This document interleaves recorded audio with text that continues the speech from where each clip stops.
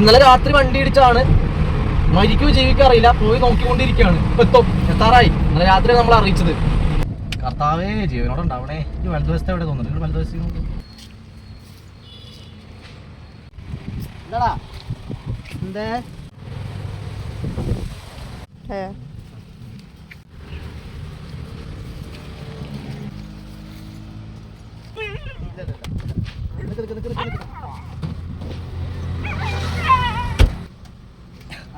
പോയി.